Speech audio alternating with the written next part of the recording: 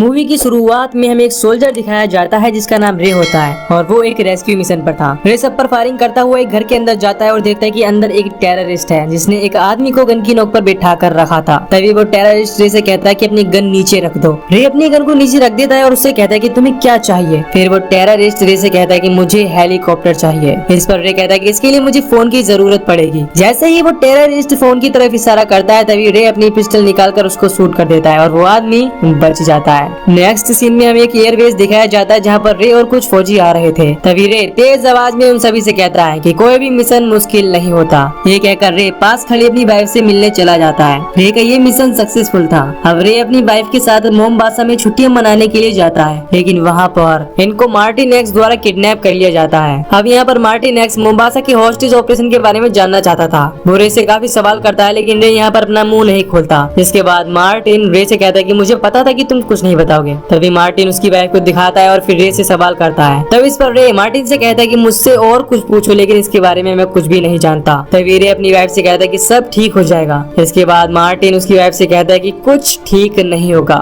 इसके बाद वो उसकी वाइफ को मार डालता है। इससे रे को बहुत गुस्सा आता है और मार्टिन से कहने लगता है कि मैं तेरा वजूद मिटा दूंगा। इसके बाद मार्टिन रे को भी गोली मार देता है। अगले सीन में रे अपने आप को एक ऐसी जगह पाता है जहाँ पर रे का शरीर कुछ पाइप से अटैच था। जैसे ही वो उन पाइपों को हटाता है और जमीन पर गिर जाता है तभी वहाँ पर एक लड़की आती है जिसका नाम केटी था। केटी रे से कहती है कि अब सब ठीक होने वाला है। तभी रे के सामने एक डॉक्टर आता है जिसका नाम डॉक्टर हार्टिंग था। अब वो डॉक्टर रे को बताता है कि तुम मर चुके थे और तुम्हारा जाग जाना हमारे लिए बहुत बड़ा चमत्कार है। इसके बाद डॉक्टर ये भी बताता है कि यूएस मिलिट्री ने तुम्हारी बॉडी को हमें डोनेट कर दिया है। डॉक्टर हार्टिंग ने उसे सुपर पावर के तौर पर इस्तेमाल करने के लिए ही गवर्नमेंट से लिया था और अपनी ऑर्गेनाइजेशन के लिए हथियार के तौर पर इस्तेमाल करने के लिए भी। डॉक्टर हार्टिंग रे से कहता है कि तुम ऐसे इंसान हो जिसे दूसरा मौका मिला है और बहुत ही मुश्किल से हमने तुम्हें बचाया है। डॉक्टर हार्टिंग रे को बताता है कि हम यूएस मिलिट्री के लिए एक एसिड बना रहे हैं और हमारे पास एक्सपर्ट्स हैं जो कि सोल्जर्स को काफी तेज और मजबूत बनाते हैं। तभी डॉक्टर हार्टिंग रे के हाथ पर एक चाकू से निशान मार देता है और रे देखता है कि वो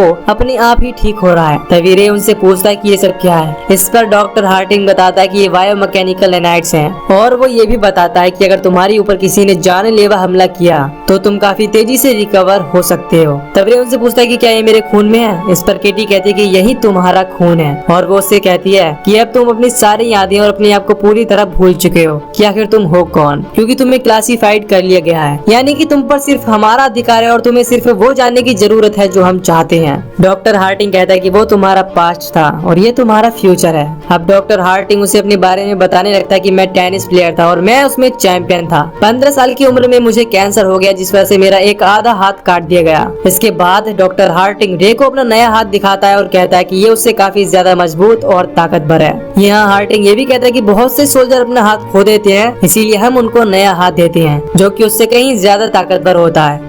इसके बाद डॉक्टर रे को अपने कुछ पेशेंट से मिलाता है जिसमें जिमी और बहुत से पेशेंट होते हैं और डॉक्टर रे से कहता है कि अभी पहले से ज्यादा ताकतवर हो गए हैं। जिमी ने अपनी दोनों टांगें खो दी थी तो जिमी को आर्टिफिशियल लेग्स लगा दी गई और जो हमारा दूसरा पेशेंट है वो देख नहीं सकता था तो उसे आर्टिफिशियल कैमरा लगा दिए गए जो उसकी आंखों से कनेक्ट है। अब वो सब कुछ देख सकता है। नेक्स्ट सीन में जब रे सोकर उठता है तो उसमें एक्स्ट्रा एनर्जी आ जाती है जिसके बाद वो पिलर में पंच मारता है और देखता है कि उसके हाथ को कुछ भी नहीं हुआ। रे उसमें बहुत सारे पंच मारता है और पिलर टूटने लगता है लेकिन उसके हाथ को कुछ भी नहीं हुआ था। अगले सीन में रे केटी के पास बैठा हुआ था और केटी उससे कहती है कि यहाँ पर सब घायल हैं और मैं इस सच्चाई को अपना चुकी हूँ क्योंकि मैं भी अब यही सबका हिस्सा हूँ। कुछ देर बाद केटी रे को ड्रिंक पिलाती है। जैसे ही वो ड्रिंक पीता है उसे सब कुछ याद आने लगता है और वो गुस्से से अपना हाथ टेबल पर मारता है और वहाँ से वो अपना बैग लेकर निकल जाता है। दूसरी तरफ डॉक्टर हार्टिंग कैमरे में सब कुछ देख रहा था और वो कहता है कि ये कहाँ जा रहा है। हार्टिंग अपने असिस्टेंट से कहता है कि चैनल को ओपन करो, मुझे रे से बात करनी है। हार्टिंग उससे बात करने लगता है और उससे पूछता है कि तुम कहाँ जा रहे हो। तब रे इस पर कहता है कि तुम मुझसे बात कैसे कर पा रहे हो। इस पर हार्टिंग कहता है कि तुम्हारे ब्रेन में करोड़ों वायरलेस प्रोसेस चल रहे हैं और ये वायर तुम्हारे ब्रेन से जुड़े हुए हैं। इसके बाद हार्टिंग रे से कहता है कि मैं चाहता हूँ तुम जल्दी यहाँ पर लौट कर आ जाओ क्योंकि तुम हमारी ऑर्गेनाइजेशन का हिस्सा हो, तुम कहीं नहीं जा सकते और यहाँ से बाहर तुम सबके लिए अनजान हो। इस पर रे कहता है कि ये सब तुमने मुझे बताया लेकिन असल में मेरी एक वाइफ है जिसकी मौत हो चुकी है। इतना कहकर रे यहाँ से चला जाता है। कुछ देर बाद वो बुडापेस्ट में पहुंच जाता है। तभी हमें दिखाया जाता है मार्टिन एक्स नाम के आदमी को। यानी कि उस आदमी को जिसने रे की वाइफ को मारा था उसे गाड़ियों में ले जाया जा रहा था। जैसे ही वो एक टनल से गुजरते हैं तो वहाँ की लाइट्स ऑफ होने लगती है, जिससे मार्टिन डर जाता है। तभी अचानक आगे से एक ट्रक आकर टकरा जाता है। अब मार्टिन एक्स गाड़ी में बैठा था और वो गाड़ी में बैठे दो लोगों से कहता है कि मुझे बाहर जाने दो, लेकिन तभी वहाँ पर रे आ जाता है और उसकी गाड़ी पर फायरिंग करने लगता है जिसमें मार्टिन एक्स बैठा था। लेकिन तभी वो लोग रे पर फायरिंग करने लगते हैं, लेकिन रे पर इसका कोई भी असर नहीं होता क्योंकि अब रे किसी सुपर हीरो से कम नहीं था। अब वहाँ पर रे का जितना भी खून गिरता है वो वापस उसकी बॉडी से कनेक्ट हो जाता है। दूसरी तरफ बाकी बॉडीगार्ड्स रे पर फायरिंग करने लगते हैं, लेकिन उससे भी रे को कुछ नहीं होता और वो उन सबको मार डालता है। इसके बाद रे मार्टिन की गाड़ी की तरफ बढ़ता है और उसे भी मारकर अपनी वाइफ का बदला ले लेता है। अगले सीन में हम एक रनवे को देखते हैं जहाँ पर अब रे पहुँच चुका था। वहाँ पर हार्टिंग के पेशेंट केटी, जिमी और मार्कस उसका वेट कर रहे थे। तभी रे केटी को बताता है कि जिसने मेरी वाइफ का कत्ल किया था उसको मैंने मार डाला है, मैंने अपना काम कर दिया है। अब ये तीनों रे को लेकर रीप्रोग्रामिंग के लिए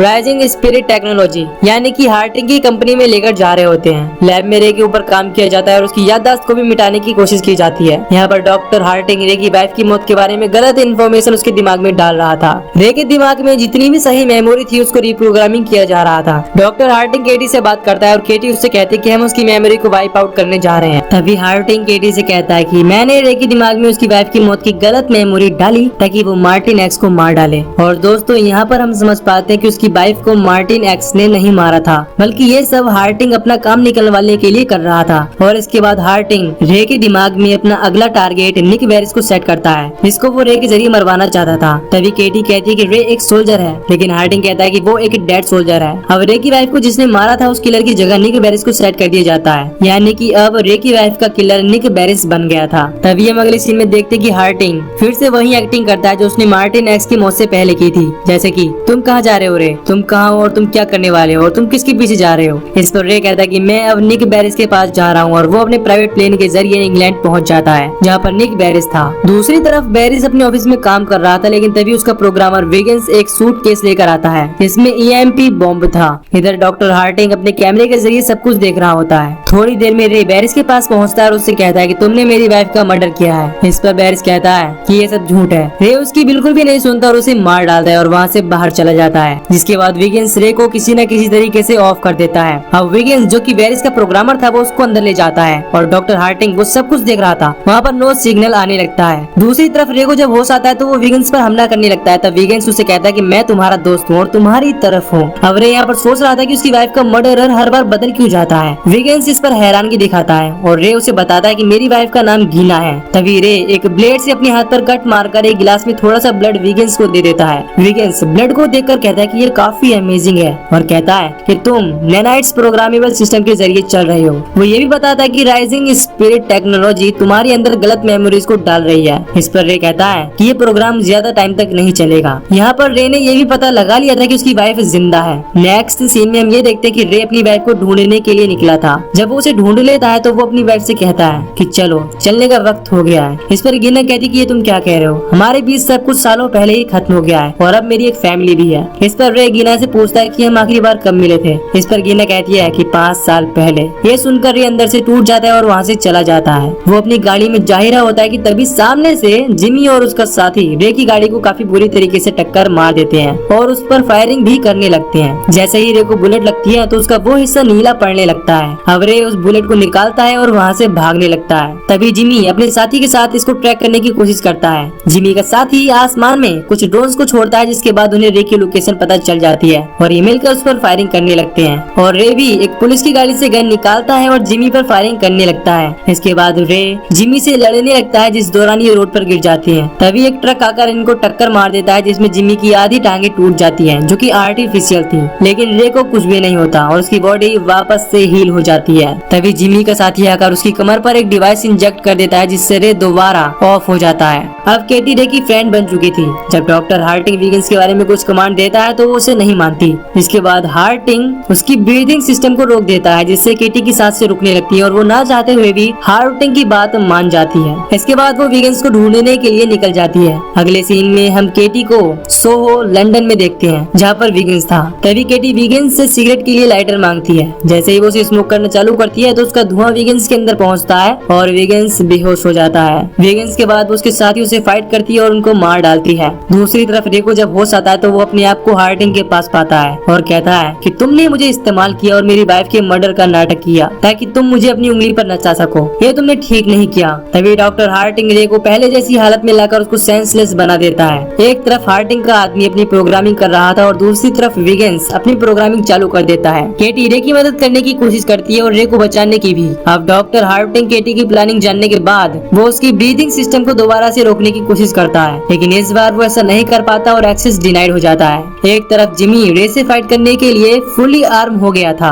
दूसरी तरफ रे को विगेंस कंट्रोल करता है, जिसके बाद रे कहता है कि अब मैं अपना काम करने जा रहा हूँ। इसके बाद रे वहाँ पर पहुँच जाता है जहाँ पर जिमी होता है और रे उससे फाइट करने लगता है। तभी वहाँ पर जिमी का साथी भी आ जाता है और दोनों मिलकर रे से लड़ने लगते हैं, पर रे इनसे होशियार और ताकतवर था, इसीलिए वो दोनों को बहुत मारता है। जिमी का साथी आखिरकार मारा जाता है और रे जिमी के दोनों हाथों को तोड़ डालता है और फाइनली जिमी को मार डालता है। दूसरी तरफ डॉक्टर हार्टिंग भागने की कोशिश कर रहा था, लेकिन तभी रे जिमी के टूटे हुए हाथ को हार्टिंग की कार में फेंक कर मारता है, जिससे उसकी गाड़ी रुक जाती है। अब रे हार्टिंग की तरफ बढ़ रहा था। अब हार्टिंग यहाँ पर रे को बताता कि मैं अकेला था जिसने तुम्हें रिवील्ड किया, अगर तुम मुझे मार डालोगे तो तुम भी सरवाइव नहीं कर पाओगे। रे हार्टिंग की किसी भी बात पर ध्यान नहीं देता और गुस्से से हार्टिंग की तरफ बढ़ने लगता है। इसके बाद हार्टिंग अपना हथियार निकालता है और रे पर शूट कर देता है, जिससे रे काफी डैमेज हो जाता है, लेकिन वो रिकवर हो जाता है और हार्टिंग दूसरी गोली शूट करता है, लेकिन रे उसे अपने हाथ से रोक लेता है। इसके बाद रे हार्टिंग के पास आता है और बॉम्ब को नीचे फेंक देता है, जिससे एक बड़ा ब्लास्ट होता है और आखिरकार हार्टिंग की मौत हो जाती है।